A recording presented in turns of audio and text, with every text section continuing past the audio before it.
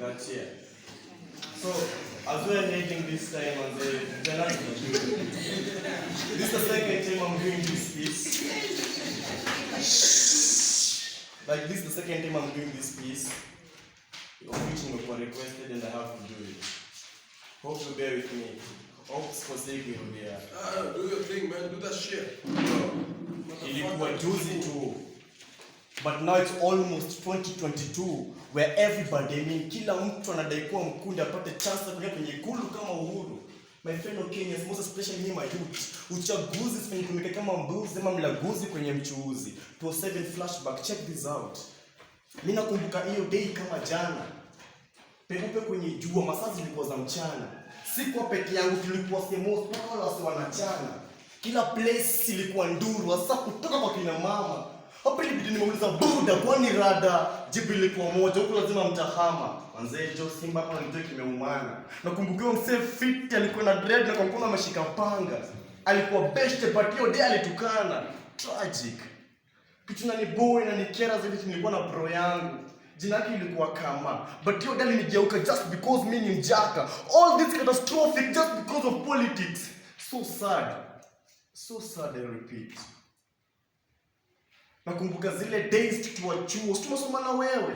Ulikuwa una fumble. Hukuwa na do, kazi ilikuwa ni kugamble.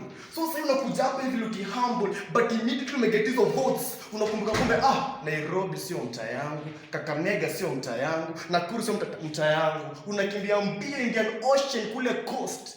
Hukuwa na cladi, but siku zote change courts at any given cost. Waswali kuelect hii manzumu waacha wakisafa. Umewapotelea buda yani umelost. So tragic. Mimi nakumbuka hiyo day ilikuwa date 7/7. Nilikuwa pale club 11 tukipatana kina Helen. Hapo ndo nilisikia phone ya mother kinikoli kinisho, "Oh my son, as I am speaking, mimi nimejifisha kwenye garden and everything has fallen. The nation is frozen." Also no back home na sasa kina Neo mnasema powerless. So tragic. Kenyan youth and everyone at large, come on and feel. This is the high time for us to be real, manzi. I'm tired to be blindfolded with fake promises. Why promise me something that you never fulfill? You better surprise me, motherfucker.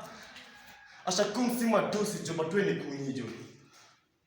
Inabo kukua blindfolded kila time, manzi. Since independence paka sai. I love King Kaka alisema, I strongly feel that tutapata republic. Tutapata independence, majamaa. It's 2022.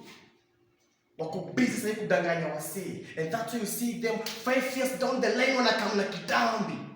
Hiyo ndio day wanakumbuka kambi. Wanaboo wanaingia hadi kanisani. Design ya kiusanii kudanganya kina nani ndio wanakuanga laini. Mabro mogopia didini.